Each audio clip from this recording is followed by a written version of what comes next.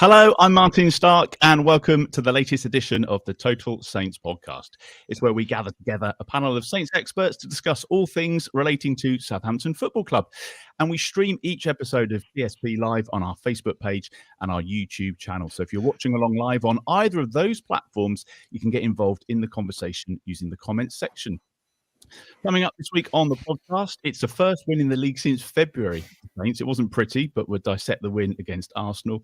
And there are two games this week, so we'll preview the trips to Burnley on Thursday and Brighton at the weekend. First of all, let me introduce you to our TSP guests this week. Steve Grant is the owner of SaintsWeb. How's your bank holiday weekend been, Steve? Oh, busy. Up and down the motorways. So I had a stag do. Lads. Yeah, right.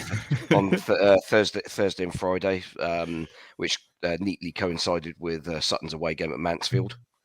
Managed to get that game in, which is another excellent away win. And then, just the hideous driving up and down the M1. Took me 5.5 hours to get to Nottingham on Thursday afternoon from South London. 3 hours of which I don't even think I got north of London until gone 2 o'clock. It was just horrific. Coming back was a lot better. Straight down the road for our game yesterday. So nice. It's been a good weekend football wise so far. Never fun travelling on a bank holiday weekend, though, is it? That's the thing. No. Glen is the writer of the Weekly Saints blog, League One -10. How's your weekend been, Glen? You all right? Better this week than last week? Yeah, I've just been living my best life of sleeping and walking the dogs, and that's been it. As Steve said, good weekend football-wise. There was a couple of other amusing results as well. Started off before I was in the Chapel Arms. I don't usually go in there before the game, and it was a big cheer when Brighton scored their last-minute winner against Spurs, and I thought it was a bit odd. You know, why are Saints fans? I look around, there's about 4 Arsenal fans in there, so that was quite amusing, especially afterwards after we of course beat Arsenal. So it was a good day. Good day at the football on Saturday, and let's talk about it. Yeah, absolutely. And Dan Sheldon is joining us. Dan's the Athletics dedicated Saints reporter. How's your week been, Dan? You all good? Yeah, very well, thank you. All good. Good stuff. The biggest hello and thank you is reserved to our wonderful patrons, wherever you might be listening or watching this week. Thank you for your support. And welcome to episode 194 of the Total Saints podcast. Now, before we get on to the game, just a little reminder that we're going to be hosting a live podcast in Southampton for our 200th episode. Now, the date is going to be Friday, the 27th of May. Doors will open at 7. The podcast will get underway at 8. We're going to be at the Five Rivers Sports Bar, which is in Beavers Valley in Southampton. It's going to be our little end of season roundup. The whole evening is going to be supporting the Saints Foundation. 100% of the ticket proceeds are going directly to the charity.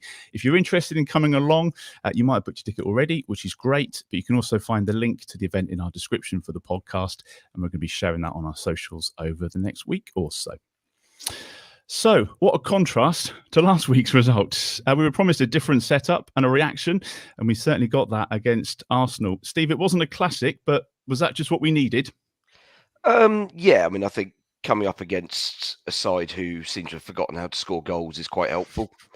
You could tell that there was a sort of renewed unity in the team. We were actually playing as a unit. While we weren't pressing particularly high, which seemed to be by design, you could tell that everyone was very conscious of making sure they were in the right place at the right time, more often than not. So already they'd already surpassed the very low bar that people had set for them the previous week. We took a chance when one fell our way, and I don't think I'd be slightly surprised and concerned if anybody sort of any importance kind of dress the performance up as being anything special in terms of the way we played and us as an attacking unit, because we were largely kind of anonymous for most of the game, really. But I think just getting that monkey off the back after last week was probably more important, and actually even the result probably wasn't necessarily that high in terms of priorities. It was just making sure that we were actually doing what the system was designed to do. And for the most part, that kind of worked pretty well. I mean, if Fraser Forster hadn't put in that performance, or if Arsenal had been a little bit better in front of goal, then maybe we still lose that game anyway. But no, win's a win, and take the 3 points, and be happy that it's Arsenal fans pulling their hair out this weekend as opposed to us. And not us. I don't think any of us really saw that result coming yesterday, Glenn. But if we played like that every week, it'd be pretty dull. But, you know, a win's a win, and it's kind of what we needed. Definitely. I mean, the whole performance was a reaction to the Chelsea game. It was all about defensive shape out of possession. So we didn't leave the gap between the defence and the midfield that Mason Mount basically stood in with 30 yards all around him the previous week. So that gap wasn't there. I felt a bit sorry for Armando Broja up front, because he was the very definition of a lone striker. Yeah, if he got the ball, he didn't have a Saints player within about 30 yards of him most of the time. You could tell that Elianusi and Armstrong, who were the two who were supposed to be closest to him, were really concentrating on keeping in a line with Romeo and Ward-Prowse. So, Broja did as good a job as he could have done with the service he had and the support he had. So, yeah, I mean, I've got to big up Ralph, really, because that's not the way he wants to play. You know, in an ideal world, he wants us to press high and win the ball high, and that was the complete opposite. Because when we lost the ball, we just dropped back into shape.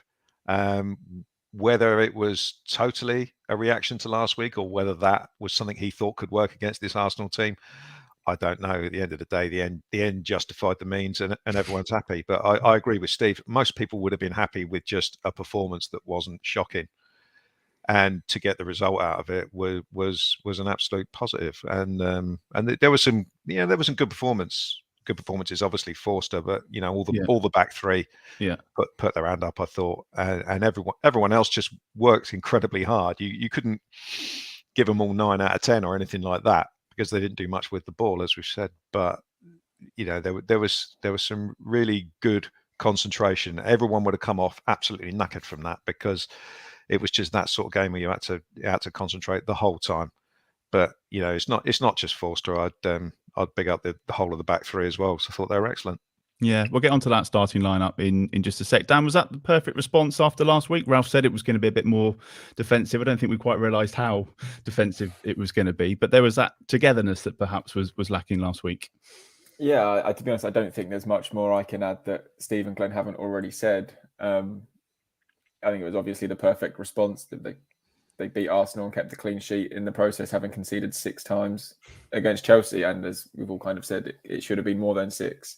For me, again, I mean, the result was secondary. I just wanted to see Southampton turn up, put some effort in, and actually, just play a coherent plan. And yeah, while it left a lot to be desired going forward, and Ralph even kind of admitted after the game that that's not normally what he likes to see from his team, but ultimately, he had to do it. There had to be a response, and if it meant kind of not playing expansive football or pressing high, then so be it. And as Glenn said, the end justified the means, didn't it? So yeah, Glenn, just talking about that starting lineup, it was pretty much the one that you called on Friday. I think I saw a tweet from you on Friday saying these are the people that I'd like to see start tomorrow, and then blow me, they did.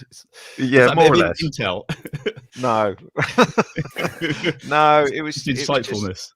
I was actually thinking about what we talked about last week, about it needs to be shaken up a little bit, but it's got to be not just for the sake of it. It's got to be players who have not done badly in their their time on the pitch. And I thought the guys that came in, I mean, Jan Valery, he made the one mistake in the first half, which nearly led to a goal, and that's his thing. He has a decent performance, but he's in that.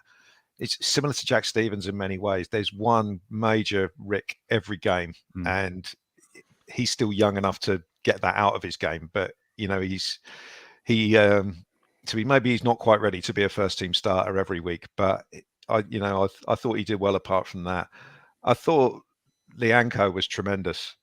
the lad obviously wants to defend first and foremost. That's what he likes doing. He's not too bothered about the flashy side of things. He just wants to defend, and it's the character he brings to the team.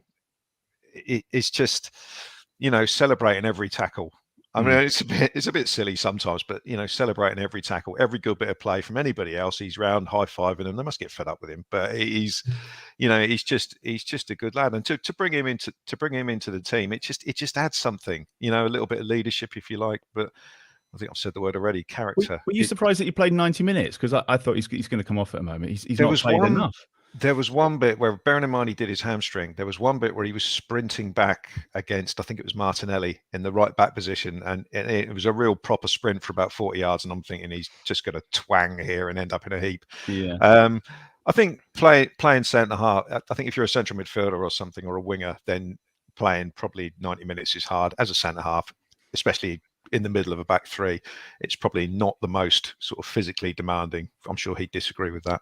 So, but he got through the game relatively well, and he looked pretty fresh at the end. So I hope he gets a run of games, to be honest, because he deserves it. And and Jan Bednarek, we've talked about him. He's had some dodgy games. He has one good game, then he has two dodgy ones. He looked more comfortable in a three, even though he was on the left-hand side, and I don't think that's necessarily where he'll play long term. But I thought he did a decent job. And I know for the Polish national team they play three across the back, so he's used to that. Maybe that's a way forward to get the best out of him. But given the fact that his head was in the Polish national squad rather than playing Man City, maybe that. You're not going to let that go, are you? Maybe that was our way of getting his head back in the Saints game. He was all right. What did you make of the starting lineup, Steve? And when you saw that sort of come through at 2:00, were you like, yeah, this is what we need, this is going to be all right? Or were you kind of going scratching your head and thinking how that was going to work? No, it kind of looked fine. I mean, we've played three at the back, well, five at the back. It was a proper five, wasn't it, as well? A few times against the better sides in this league, and it's worked quite well in terms of shutting down the obvious channels where quite often we struggle a little bit because we tend to leave too much space between the centre back and whichever fullbacks alongside them. Whereas with the five, there's obviously automatically less space for them to be able to pass through that lane. But no, I thought that system made sense. Personally, actually, I might have gone with Che Adams up front because I think A, he's got a little bit more experience, but B, I think while he's a little bit shorter in stature, I think he's slightly better than Brozier at holding the ball up. Yeah. And maybe he'd have been able to hold it up for a little bit longer because, I mean, the problem we had, particularly second half, was that we cleared the ball the way long, and it would just, I mean, if Brozier got a touch on it, it would be a bonus, but then the ball would just be coming straight back at us. Yeah. Whereas I think Adams probably gives you a little bit more strength in that situation where he might be able to at least hold a defender off for 10 seconds and then lay it off to a teammate. Whereas the ball yesterday was largely just bouncing off somebody and falling straight to an Arsenal foot or out play for a throw in. I mean, there are a few kicks that Forster put straight into touch, which were a little bit frustrating. But it was all quite predictable where it was going to go, wasn't it? Every time you could see where he was aiming, though. At least one thing I found interesting with Forster actually was that he was deliberately whenever he was kicking it from the left-hand side of the penalty area, he was deliberately kicking it with his left foot, even under no particular challenge. So it seems as if I don't know whether he's been working on some particular aspect of his game where he's now able to kick sort of dead straight without any sort of fade or swerve on the ball with his weaker foot, which kind of gives him a little bit more room to play with, I guess, before a striker comes and sort of closes the space down. But that was could that be his injury, Dan? Because that was the thing, wasn't it? Dan, I know how much you love talking about Fraser Forster and the goalkeeping situation, but I know that Ralph said afterwards about the injury and perhaps he wasn't going to play at some point. Yeah, he said that Fraser had to limped out of training early, basically on Friday with an ankle issue. Up until I think Saturday morning, Ralph didn't think Fraser was going to play and Caballero was going to be starting in goal, but Ralph kind of paid tribute to the physios and medics who managed to patch Fraser up, and off he went and put in that performance. I mean, whether that had anything to do with the kicking or not, I don't know. So people will now obviously start talking about his contract again. And you've written about this, Dan. You've spoken about this. There's not going to be any word on that from the club anytime soon, is there? That's going to be a decision for the summer, I guess. It doesn't matter how well he plays against Chelsea and Arsenal. Well, I mean, I've written about it again for tomorrow. So, yeah, I mean, let's talk about it. I think it hasn't changed in the sense of, obviously, we know Alex has got his contract, and now everyone knows Fraser's out of contract. And whether Ralph is quite coy on it, he said, we're always in negotiations. And I did press him on this yesterday when he said, we are in negotiations. After I asked about Fraser, I said about his contract, specifically about Fraser's contract. And he didn't say yes to that. So I imagine they're still kind of waiting to see what happens. And that's a position, they can be in. And I think for Fraser, it's clear to me that he's reaching a level that he's not reached for quite some time, I think. And is he inspired by the fact he's out of contract? Possibly. I think he's got nothing to lose at this point, is he? I mean, he's got everything to gain and nothing to lose. If he doesn't get his contract at Southampton, I'm sure other clubs will be looking at, some of his performances in the second half of this season and thinking he could do a job for us as a number two or even as a number one for a newly promoted team or whatever. So he can kind of go out there and play with no pressure in some regard. But then at the same time, he has to earn that contract. And you don't want to get too reactive or too emotional about it, but he's doing everything he can. I mean, Ralph said yesterday, look, he's putting so many good arguments forward to earn a new contract. And I think we can only sit here and agree with that. That yesterday felt like a moment to me where if he is to get one, I think yesterday's performance would be the point where the kind of tide changed in his favour. Yeah, be interesting to see what happens. Glen, let's have a little word about his performance yesterday. What was the best save for you? Was it the Saka one? Because just in terms of the timing, if we go behind, then it's difficult to come back, isn't it? That was a great one, and I know the other save in the second half would have been down your end. I'd given up the Saka one. I was like, goal, damn. But Saka should have kept it low, obviously, and he put it. He put it at a savable height, but for Forster to react and get that away from the goal was ridiculous. It just seemed. I mean, I've seen the replay now, and it is relatively close. So for him to have the reactions to sort of get that away from the goal was remarkable. The two saves that were directly in front of me in the second half, the one from Smith Rowe, that was kind of behind him.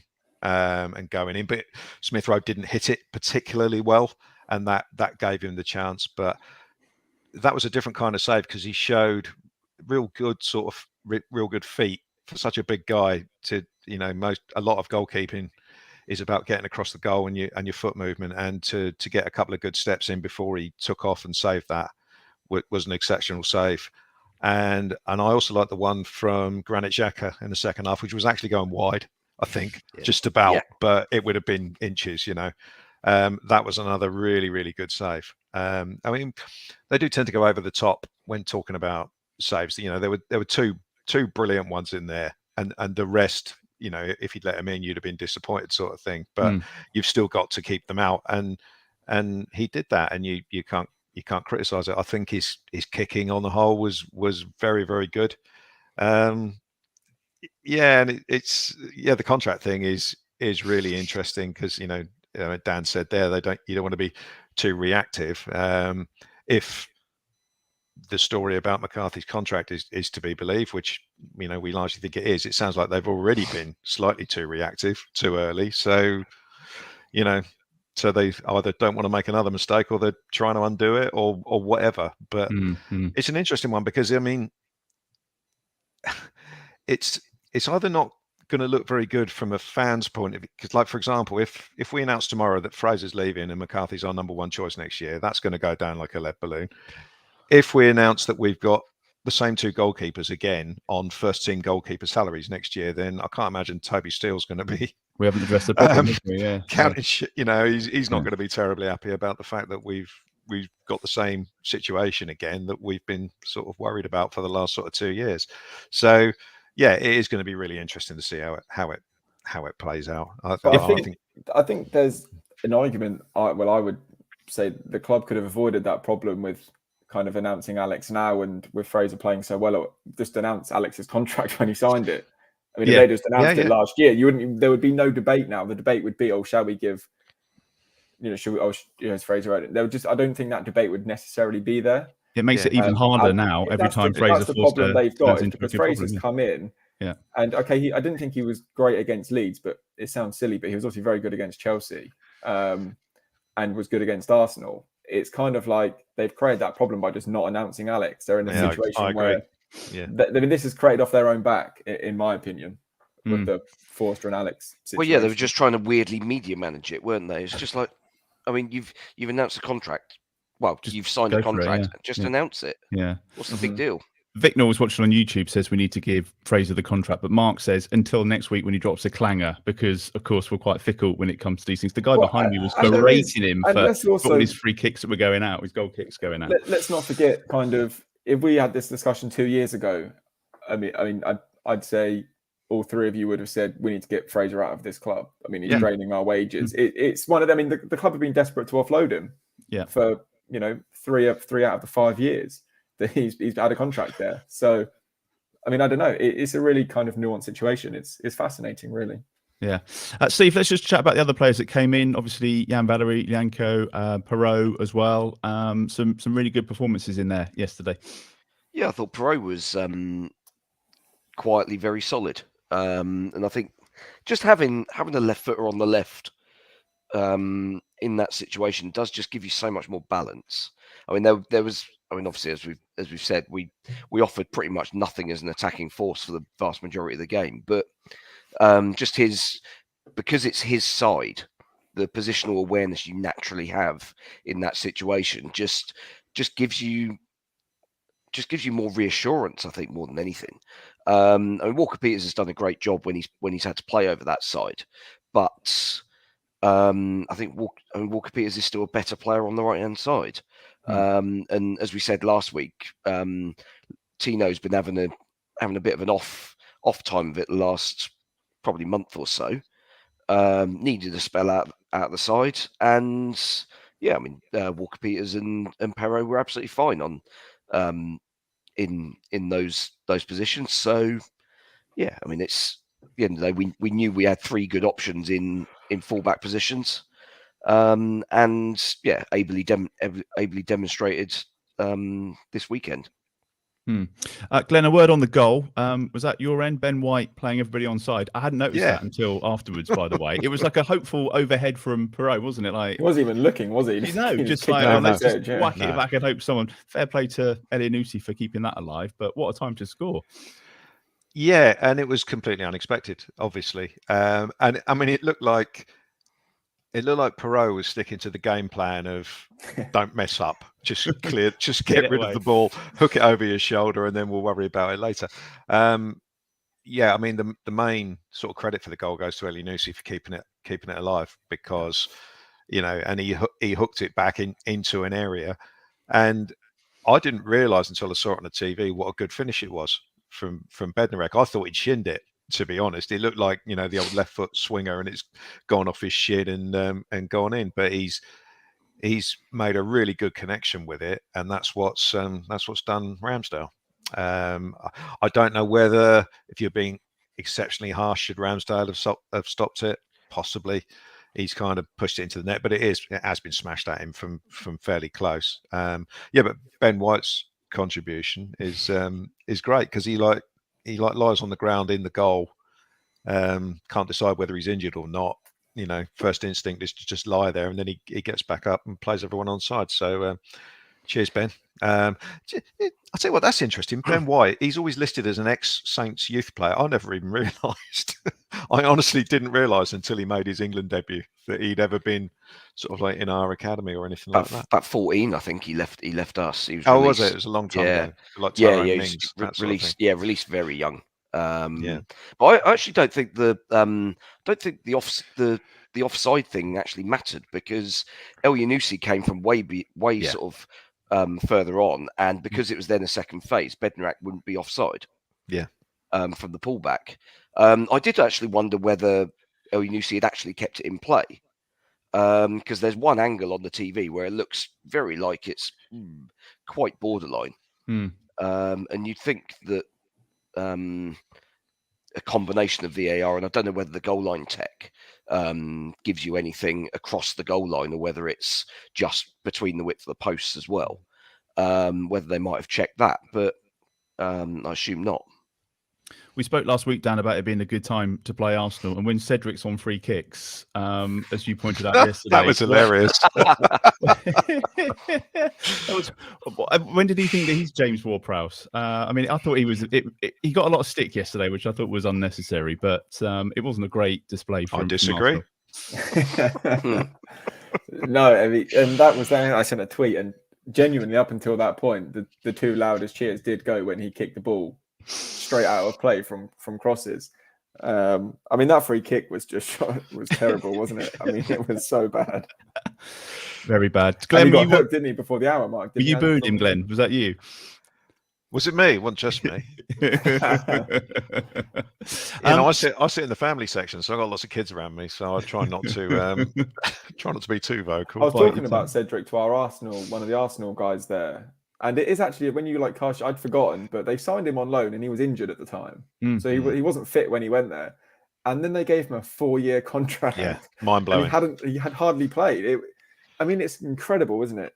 Well, it's because of his agent, wasn't it? Because his agent's Kia Jarabchin, who at the time was basically dictating Arsenal's transfer policy. Yeah. When I left the ground, there were two fans in front of me moaning about the fact that they signed him, and maybe they could have gone for someone like Kyle Walker-Peters. Never going to happen from Spurs, though. I mean, yeah, no, Spurs are definitely going to sell a kid to Arsenal, aren't they? Done that before, haven't they? The other thing, I guess, the key for us now is going to be keeping the clean sheet and maybe playing with the three at the back and just trying to be a bit better going forward and a bit more expansive, because that's going to be the struggle, isn't it? You don't want three at the back against Burnley. Sorry to interrupt. I mean, it was a very Burnley performance, wasn't it? That's the thing. 5 at the back, 1 up front, and we don't want to see it every week, but it's a foundation, I suppose, isn't it? It's a foundation for a game like that. But after the results we've had, and against that sort of opponent who are going to play an open attacking style, and you know that you've kind of got to an extent, I mean, not quite to the extent of batten down the hatches, but certainly be much more watchful than you would necessarily have to be against a side like Burnley, for example. I mean, obviously, going to discuss Thursday shortly, but I mean, I'll be amazed if we amazed and slightly annoyed if we try the same system and tactics on Thursday that we did yesterday. But maybe Liverpool, Leicester, end of season, we might see that trotted out again. Liverpool, certainly. I mean, that game's now going to be moved presumably to the midweek before the last game of the season, which I think is the only slot that Liverpool have got available now. And so therefore we're basically now in position to replicate what Crystal Palace did, and basically end their title hopes. So that's our motivation. Or if they need 7 goals. Oh, God of honour! Could you imagine? Yeah. Okay. Well, let's get on to the Burnley game then, because it was 2-2 at St Mary's back in October. Glenn, you can start with this one. They've made the change. No. Sean Dyche. No. It's been 10 good years. Sean Dyche, rest in peace. The single biggest reason that they've stayed up every year, and he's gone. Just before we get onto the Saints side, it doesn't make sense, does it? Did any of us this week, when we saw that news, just go, "Oh yeah, I can see why they've done that"? No. I'm never a fan of Sean Dyche when we're playing them or about to play them or just after we played them. But when you take yourself out and look at what he's achieved at a club that size, it's absolutely remarkable. They don't spend any money or hardly spend any money, and he's been brilliant. He's kept, I don't know how many consecutive seasons. I know he got relegated once and he brought them straight back up. This is 7, I think, this year. Yeah, it's crazy. It's absolutely crazy that they've got rid of him. But a combination of the new owner they've got there and being where they are, it makes it not a surprise. But I actually think it's a shame. And I kind of, when I saw it, I thought, that makes me really annoyed, and I hope they get relegated. And then I remembered it was them or Everton. So you want them both to go down? Everton can get in the bin, and I kind of hope Burnley stay up. But I think they've made it more difficult for themselves. I mean, they had a decent result today away at West Ham. Played quite well as well, to be fair. Yeah, but I don't know what they're going to. Obviously they're going to bring in someone else. You would have thought. Whether that'll make any difference or whether it be done by Thursday, whether it'll make any difference. You would think that sacking a manager at this time, you've got someone lined up, because if you're just going to give it to, is it Mike Jackson, the guy? If you're just going to do that, that's probably not the most inspiring. What differences are there going to be in your results and your performances, just promoting the number 2 sort of thing? So, at this stage. So I feel a bit sorry for Sean Dyche, but I'm sure he'll be sat in the pub watching the game, eating a pie with gravy on it or whatever. Pub named after him. Pub named after him. Yeah. I think, Glenn, you said last year or last time we played them, that they're never going to carve you open with brilliant football. So you've just got to do the basics right. Yeah. Is it going to be the same on Thursday, Steve? We know what, regardless of the manager, we kind of know what game we're going to get away at Burnley, don't we? I think so, yeah. And I mean, I think the atmosphere there is going to be interesting to see how the fan reaction is because I imagine the fan reaction in Burnley has probably been, what the hell are we doing? Especially if there's been talk of a protest on Thursday before the game. Wouldn't surprise me. I mean, for what I think there's a recognition that, I mean, it's a town where you can fit the entire population into Wembley with space.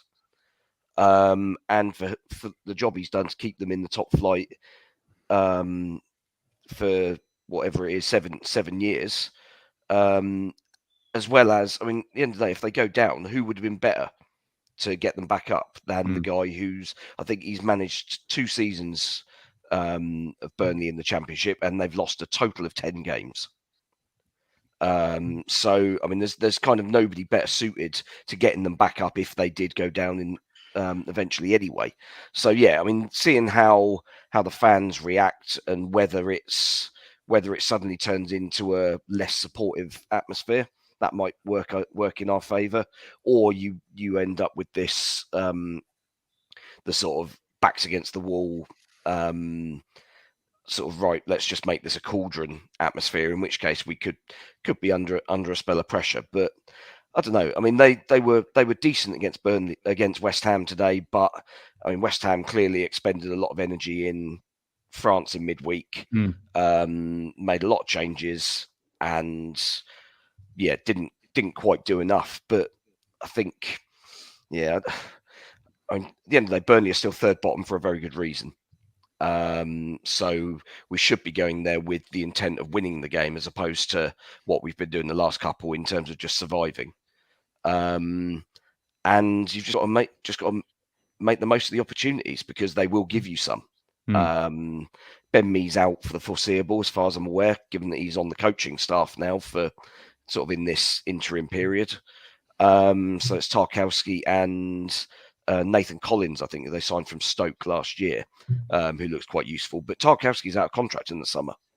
So I kind of wonder where his head's going to be at in the next month or two, when he starts getting phone calls from prospective new employers and things like that. But I don't know. Let's go at them and see what happens. Hit them hard early, like we've done in a lot of games this season, and I think all of a sudden that gives you the impetus. Yeah, it's a long trip for you on a Thursday, Dan. You're going to be hoping that we don't start with a back five again and at least get a few shots on target. Yeah, most certainly. I agree with Steve. I think it has the potential, to be a real kind of cauldron for Burnley. But then if it's a horrible cliche, but if Southampton come out and they come out quick and they do get that kind of first goal, then they get an early goal and then another one. I mean, that place will just go toxic very, very quickly, I imagine, because all of the anger towards ALK and Alan Pace will then, I'm sure, come out, and that will obviously, the players will hear that will affect them. So for Southampton, it is just I'll ditch the back five and just go and be aggressive, be in Burnley's faces, put them under pressure. They're going to be under pressure, that's fine. Southampton have better players than Burnley, so put them under more pressure. And hopefully, if Brozier plays, he can kind of rediscover his scoring touch. And I think it's a great time to play Burnley. I really do. They're on the ropes. I think Everton have got a game in hand, haven't they, or one or two games in hand? Just the one, I think. Yeah. Just the one, but they're 4 points ahead. 3 now. After 3, right? So, I mean, the pressure will be on, but Southampton just have to take advantage of that situation. I'm more confident going into it now than I would have been if Sean Dyche was still in charge. That's for sure. Yeah. And Glen, does yesterday kind of like act as a bit of a reset? So we've kept a clean sheet, so it's okay now to bring some of the other players back in. If we'd have lost yesterday, then we'd all be calling out for changes again, and we'd be searching for that first win since February. So is it kind of like the reset button's been pressed? The 3 points takes the pressure off a little bit, because if we'd have lost yesterday, then it would have been seven games without a win. Doesn't think about, does it? And then getting beat by Burnley wouldn't have been terribly clever either. But as it is, we can go into this game with a bit more relaxed, and but obviously not too relaxed, because it's just going to be a battle from the first minute. I mean, I will say Burnley have maybe this is why they're down in the bottom. They do seem to have played a little bit more football this season. With Cornet seems a good player, and Cornet, however you pronounce it. He's the one, isn't he? He's the one. Yeah, you just got to play him out the game. But against that, they've replaced Chris Wood with that 6'9" giant geezer from Holland, Weghorst. So and he's been playing up front with Joe Rodriguez. So that's not the most subtle forward line. But Cornet and who's the other guy? O'Neill. They're McNeil. Sorry, they're decent players. So it's not all bang it out the middle to the big guy and hope for the best. So, but you just have to do the basics. And and we have to put them under pressure.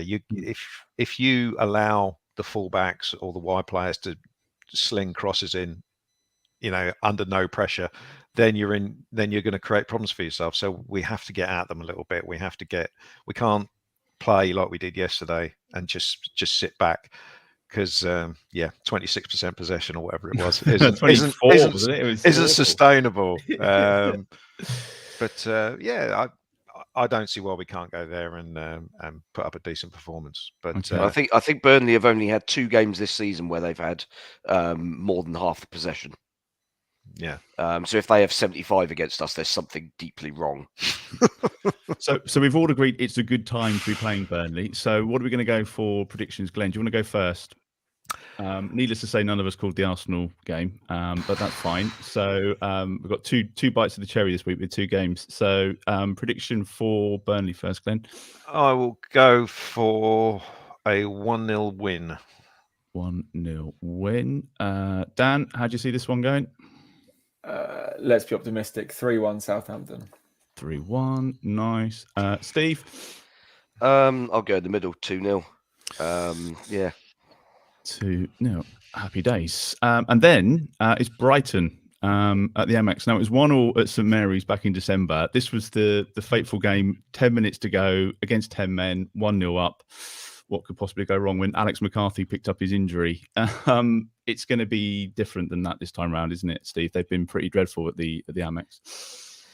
They've gone back to what they were last season, in that they tend to play quite well or sort of visually seem to play quite well in games, but they'll have like 30 shots in a game and have a combined XG of like 0.3 because they're kind of losing any confidence to get the ball into good areas, and in the end just resort to taking pot shots from 30 yards, a little bit like what Arsenal did at times yesterday, actually. But I mean, Brighton are such a weird team in that they are basically a proper centre forward away from being genuinely quite a good team. But without that, it puts so much pressure on the defence to keep teams out. So they kind of rely on little moments. I mean, at the end of the day, they've gone to Spurs and won 1-0 yesterday, which didn't watch the game, but by the sound of it, was absolutely deserved. It was. Spurs didn't even get a shot on target, I don't think. And yet they can also lose at home to Burnley. They could draw at home to Norwich. And yeah, I mean, I think their setup probably works slightly better away from home. I mean, their form at the Amex over the last 3 years, I think, has been pretty atrocious. So that's another one that you've got to look at and think, well, as long as we don't do anything stupid. I mean, obviously that's a very obvious hold my beer moment, but as long as you don't do anything stupid, then there's an opportunity for 3 points. And it's a case of, okay, whether the initial storm that they'll probably throw at us, because they're an energetic side, they'll want to be getting at us, and they'll think that they'll be having similar conversations, I imagine, on Total Seagulls podcast, saying that is that a thing? I've no idea. I'm going to Google it later. part of our new franchise. Where they'll be saying, well, Southampton are crap defensively, get at them and force them back, and then you'll be able to create chances and score goals against them. That'll be their angle, and we've basically got to just hold them off on that front, whilst then looking to do the same ourselves. And it's a bit of a mini league now, isn't it, Daniel? Because the ambition will still be to finish as high as possible because of obviously the prize money. But you've got that little mini league with Brighton and Brentford, Palace, Villa to a certain extent, and we're still within a point of Brighton. So they're going to want to win this because we've talked about keeping the players motivated, and I think yesterday probably really helped with that. I think so, yeah. And I think we all said, didn't we, a few weeks ago, you want Southampton to be better than the rest of the teams that they do compete with. I think Southampton are never going to be a team that finishes sixth, but you want them to finish above Brighton. I think Brentford have played a game more than Saints have, so that could work in kind of the club's favour. But yeah, it's going to make it interesting because 10th is still very much up for grabs, and beating Brighton would obviously go not a long way, but will certainly won't do Saints any damage in doing that. I'm struggling to get excited for any of the games at the moment. It's just one of them, isn't it? I mean, I don't know, was it you, Martin, that said, or maybe it was Ben, I'm not sure. Someone said that it kind of goes from the race to 8th to 9th to 10th to 11th. Yeah. We're down to 10th now, aren't we? So, yeah, I mean, fingers crossed. It's going to be about finishing better than last year, really, Glenn. But if we can't win at the Amex, there's got to be, we've got to get 3 points there, haven't we? Well, we have a decent record there. I've been to the last 2 wins there. Decent away day, yeah. It's all right, and they're a very friendly bunch. Actually, the Brighton fans. There's never any issue there, whatsoever. So, yeah, fair play to them. They're an interesting team, as Steve has alluded to. Haven't they beaten Arsenal and Spurs away from home? Yep, recently. Literally in the last week. But they can't win at home, and that will play on you. That always plays on your mind if it's a close game going into the last half an hour. That is just something that plays on every team's mind. I've seen it with us before, where we haven't won at home for 6 games or whatever, and you just see everybody going back, and you end up defending your 6-yard line and all that sort of stuff, and it just never seems to end well. So. Again, similar to Burnley, if we put them under pressure, I think they will struggle a little bit. They never, in games that I've seen them play recently, against us, they've never seemed that threatening. They never have the sort of big chances and stuff like that. It's only when we tend to sort of give them stuff. So it's another game where if we concentrate properly in defence, I don't see them being particular. That's another hold my beer moment. As Steve said. This is all going to come back to Podcast. Games. They've won 5 Premier League games since the end of September. Yeah, they had a really good start, didn't they? Weren't they top of the league after 3 games or something? Yeah. Let's do August champions. Let's do score predictions, Steve. Score prediction for Brighton. 1-1, I reckon. It's a sigh, isn't it? Yeah, I kind of. It's one of those. I think we've still got a defensive ricket in us, and we can't possibly go 3 games in a row without one. Yeah. Okay. Dan, Brighton score 2-1. Shorter journey for you, so that's much better journey. Much better journey. Yeah. And Glenn. I was going to say 1-1, I have to say, but I'm not going to because Steve said that. So I'll go for 1-0 win again. 1-0 win. Right, nice one. Quick mention on the women's team. They won today 6-1 against Plymouth, which is great. They had a brilliant win midweek as well. 3 games left to play, 6 points clear of Ipswich. They've played 1 more game as well. So Saints can win the division if they avoid defeat against Pompey, which is at St Mary's on Wednesday. Tickets are £3. I've bought a couple of tickets. It's like, we've got to go and watch this. If they win the league though, Steve, it's not automatic promotion, is it? You were explaining this to me earlier. No. So the National League that they're in, basically that's the 3rd tier in English women's football, and there's only 1 promotion place up to the Championship. But there's a North and a South division in the National League. Wolves have already wrapped up the title by a country mile in the North division. So there'll be a playoff against Wolves, assuming we win this title. And I think I saw on Twitter earlier that final is due to be played at Edgeley Park, Stockport. Oh, right. Which seems a slightly odd choice, but I assume it was one that was available and willing to host the game. So, so that'll be, I think, in about 3 or 4 weeks' time. So it's just a one-off. So it's just a one-off game. It's not a 2-legged thing. It's a final, yeah. That's mad. Promotion final. It is madness, isn't it? Because we've had the season. I guess Wolves will be thinking the same. They've had the season that they've had. They've been runaway league winners, and it might count for nothing. So both teams should get promoted. End of. Yeah, definitely. Yeah. Well, I'm looking forward to it. I think it'll be a good game on Wednesday night. So, good luck to that. And hopefully we can celebrate that success next week. Before we say goodbye, a massive shout out to all our loyal and much loved patrons. We've got our Matt Letizia tier, Colt Baker, Dave Ernsberger, Ed Busy, Phil Cook, and Nick Higston. In our Francis Benali tier, there's Nick Reed, Matt Hall, and David Melton. And you can find out more about becoming a TSP patron and all the benefits that come with it by checking out the website. Thanks, Steve. Thanks, Glenn. Thanks, Dan. Enjoy the rest of your weekend and your bank holiday tomorrow. Enjoy the trip to Burnley on Thursday. Don't forget to follow this podcast wherever you're listening. On the socials, it's at Total Saints Pod on Twitter and Facebook. You can get in touch via the website as well. And also don't forget the TSP 200, the live show, which is going to be happening on Friday, the 27th of May. That's at the Five Rivers Sports Bar in support of the Saints Foundation. Thanks for listening. Have a great week, and we'll see you again soon.